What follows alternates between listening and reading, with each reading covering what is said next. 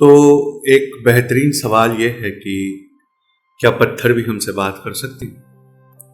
Rocks, क्या वो हमें अपनी जीवन कहानी बता सकते हैं कि वो कहाँ से आए हैं? तो यूं कह लें कि rock is a substance that was a part of natural part of the earth. Earth का एक नेचुरल पार्ट है। अर्थ के किस हिस्से का, खासकर लिथोस्फीयर का। लिथो इसका मतलब ही रॉक होता है, रॉक का स्फीयर है। And rocks they come in great many varieties. Rocks की बहुत सारी वेराइटीज हैं। तो अगर इस लेक्चर में ऐसा हो जाए कि आप हर वेराइटी को पहचानने लगे, रॉक अगर आपके हाथ में दे दिया जाए, तो उसके कलरफुल कंपोजिशन, ग्रेन स्ट्रक्चर को देखकर अगर आप बता सकें कि ये रॉक कहाँ से आया है, कैसे बना है, तो फिर वो इंसान दुनिया का सबसे अमीर इंसान होगा। यही कोशिश इस रॉक के चैप्टर के अंदर हम करेंगे। रॉक्स की ग्रेट मेनी वेराइटीज हैं। रॉक्स बड़े कलरफुल होते हैं, अट्रैक्टिव होते हैं। लैंडस्केपर्स यानी घर का इंटीरियर डेकोरेशन से लेके कॉन्ट्रैक्टर्स और आर्किटेक्ट्स, ये होम और पार्क्स को प्लान करने में, ऑफिस स्पेस को प्लान करने में रॉक्स का एक बड़ा अहम उसमें योगदान, एक बड़ा अहम किरदार वो लोग रखते हैं। तो in some rocks we can see the minerals. Actually जो रॉक का वेरिएशन होता है कलर में, कलर के अंदर जो वेरिएशंस होता है, या वो जो कलर उसमें प्रीडोमिनेंट होता है, दरअसल वो उसी का प्रीडोमिनेंस होता है जो मिनरल उसके अंदर है। अगर किसी रॉक के अंदर आयरन प्रीडोमिनेंट है तो उस रॉक का कलर आपको मिलेगा रेड कलर। अगर मैग्नीशियम प्रीडोमिनेंट है तो वो डार्क कलर का मिलेगा। अगर एल्यूमिनियम प्रीडोमिनेंट है तो लाइट कलर या पिंक कलर का वो मिलेगा। तो मिनरल प्रॉपर्टीज डिसाइड करती हैं कि वेरिएशंस में उसका क्या कलर होगा।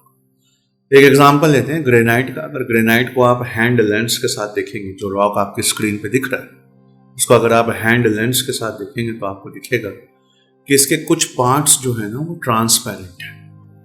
ट्रांसपेरेंट तो वो रॉक जो ट्रांसपेरेंट होता है, दरअसल वो मिनरल क्वार्ट्ज का बना होता है। क्वार्ट्ज मिनरल का बना होता है। और क्वार्ट्ज मिनरल क्या है? सिलिका है, सिलिकॉन डाइऑक्साइड है, SiO2 जिसको कहते हैं, सिलिकॉन डाइऑक्साइड। और अगर ये आपके रॉक में प्रेजेंट है तो रॉक का वो वाला पार्ट ट्रांसपेरेंट होता है। बाकी बहुत सारे रॉक्स हैं जो सिंगल कलर के कंपोज्ड होते हैं। सैंडस्टोन अगर आपने देखा है तो ये एक सेडिमेंट्री रॉक है, लाइट कलर का होता है, लेकिन सैंड में जैसे ये क्वार्ट्ज के ना बहुत सारे टुकड़े होते हैं, तो आपको 100% क्वार्ट्ज, सैंडस्टोन के 100% में कुछ 30-40% चमकदार क्वार्ट्ज आपको जरूर मिलेगा। फिर कुछ रॉक्स होते हैं जो एक ही मिनरल के बने होते हैं, जैसे कैल्साइट, कैल्शियम, इससे बना हुआ लाइमस्टोन। लाइमस्टोन का रॉक होता है डोलोस्टोन, डोलोमाइट। कुछ रॉक्स हेलाइट होते हैं। इवेपोरेशन हो गया तो पीछे जो लंप छूट गया, जैसे एक रॉक सॉल्ट आता है, वो पानी जब भाप बनकर उड़ जाता है तो पीछे जो लंप छूट जाता है उसको रॉक सॉल्ट कहते हैं। चलिए एक एक करके इसको पहचानने की हम कोशिश करते हैं कि क्या प्रॉपर्टीज हैं जिसको देखकर हम सब कुछ बता सकते हैं उस रॉक के बारे में। तो जब किसी भी चीज को ना हीट किया जाए और टेम्परेचर को रेज किया जाए तो ऐसा होता है कि वो चीज मेल्ट करने लगती है। ये ट्रू है इवन रॉक्स के लिए। अगर रॉक्स को हम सफिशिएंट हीटिंग टेम्परेचर लाएं, और रॉक्स हैं तो बहुत ज़्यादा हीटिंग टेम्परेचर लगेगा, तो हमारे इनर कोर आउटर कोर में disintegration of radio active minerals होने की वजह से अर्थ के इनर कोर और आउटर कोर की जो गर्मी है, बस वही रॉक्स को पिघला सकती है।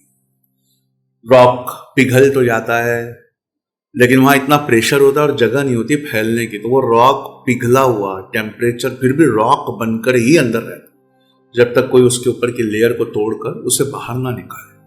थोड़ी भी आप लेयर तोड़ेंगे, प्रेशर रिलीज होगा तो वहां से फटाक से वो ऊज करेगा, मैग्मा ऊज जैसे बाहर निकल कर आना स्टार्ट करेगा।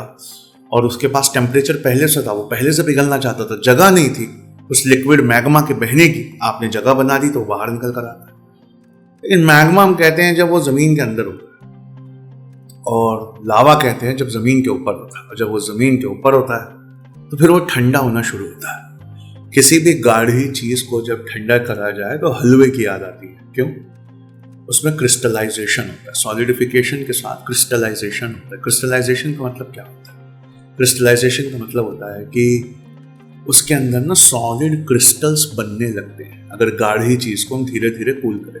हलवे के साथ भी ऐसा होता है, हलवा गाढ़ा हो जाता है जब हम उसको धीरे धीरे कूल करते हैं तो सॉलिड क्रिस्टल्स उसमें बनना स्टार्ट होते हैं। तो मैग्मा जब बाहर आया और लावा बना और लावा जब सूखने लगा तो उसे हम इग्नियस रॉक कहते हैं। इग्नियस इसलिए कहते हैं, इग्नियस एक लैटिन वर्ड है जिसका मतलब होता है मेड फ्रॉम फायर।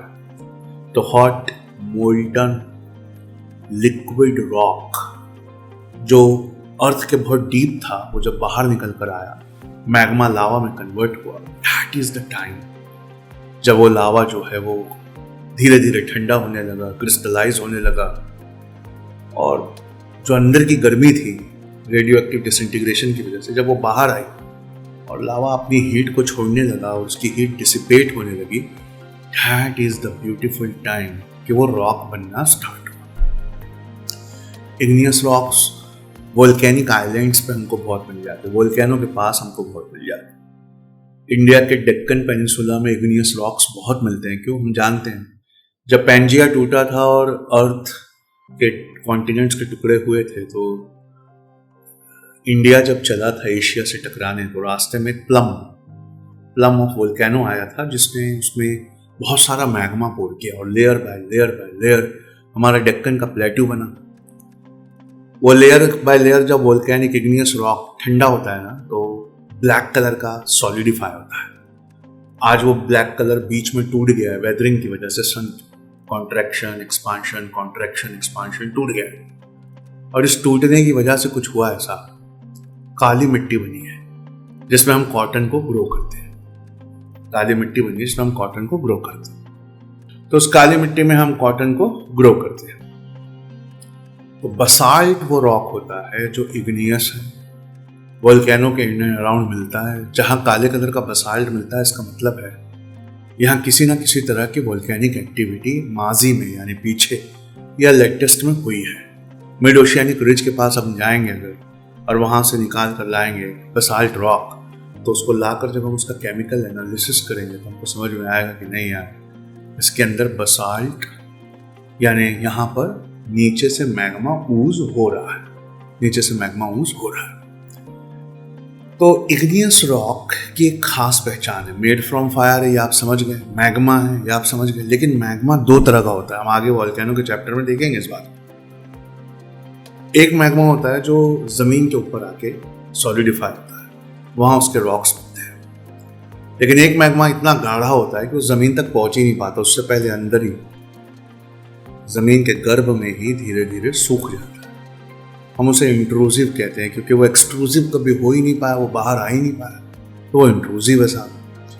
तो ये जो इंट्रूसिव वोल्केनिक एक्टिविटी है ना, ये जब सॉलिडिफाई हो जाती है अंदर ही तो ये बसाल्ट का रॉक अंदर बनाती है।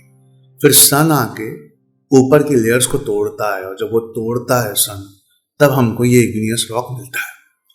लेकिन ये वाला इग्नियस जो इंट्रूसिव था और वो वाला इग्नियस जो एक्सट्रूसिव है, यानी वो लावा जो जमीन पर सूखा और वो मैग्मा जो जमीन के अंदर ही ठंडा हुआ, इनमें फर्क होता है। जमीन के अंदर ठंडा होने वाला मैग्मा जब जमीन के अंदर बसाल्ट बनाता है तो जमीन की जो लेयर्स होती हैं अर्थ की, वो इतनी कठोर होती हैं कि उसकी हीट को डिसिपेट नहीं होने देती, उसकी हीट को बाहर नहीं जाने देती, उसको रोक कर रखती है। और वो बहुत धीरे ठंडा होता है। और कोई चीज जितना धीरे ठंडा होती है, जो गाढ़ी चीज जितना धीरे ठंडा होती है, उसका क्रिस्टल साइज उतना बड़ा होता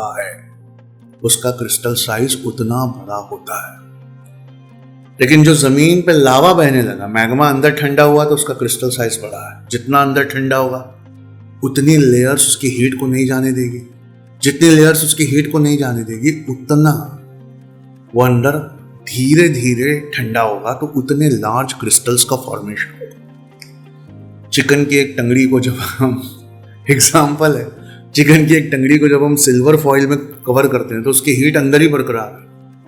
अगर हम हलवे को सिल्वर फॉइल में कर दें और एक हलवे को बाहरी वो कर दें तो अंदर जो कई रैप ऑफ सिल्वर फॉइल यानी बहुत अंदर वाला है, उसके क्रिस्टल्स बहुत बड़े होंगे, लेकिन जो बाहर आपने प्लेट पे ठंडा किया उसके क्रिस्टल्स छोटे होंगे। जो जल्दी ठंडा हो गया उसके क्रिस्टल छोटे होंगे। जल्दी ठंडा हो गया मतलब आज से अगर काला कलर है, बसाल्ट है, मतलब वोल्केनिक एक्टिविटी है, मतलब इग्नियस है।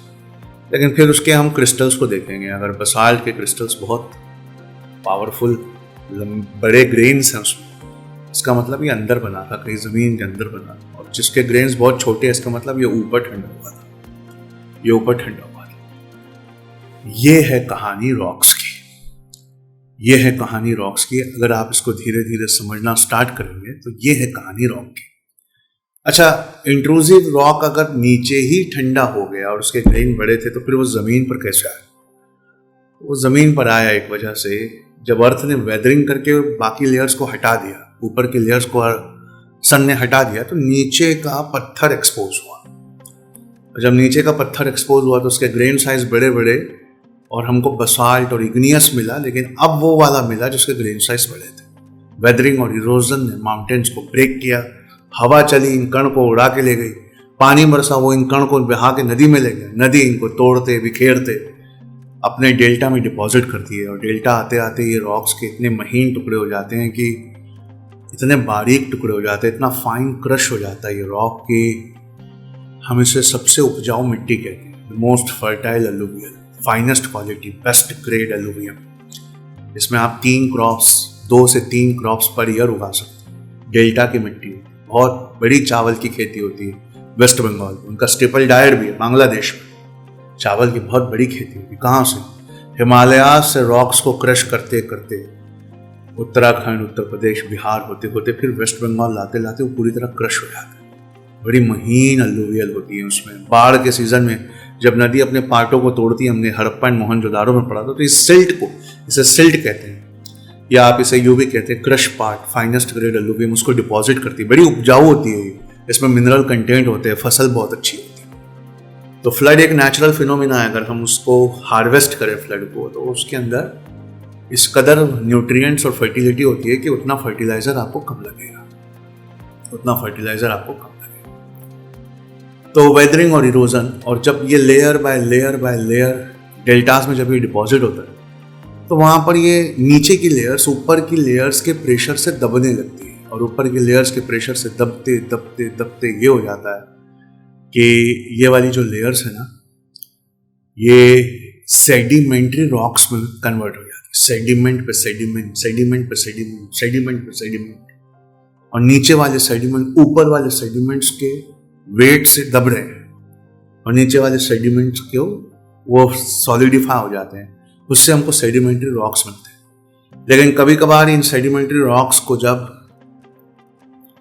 वोल्केनिक लावा छू जाता है या मैग्मा नीचे से छू जाता है, तो हीट नीचे से मिलती है, प्रेशर ऊपर से मिलता है।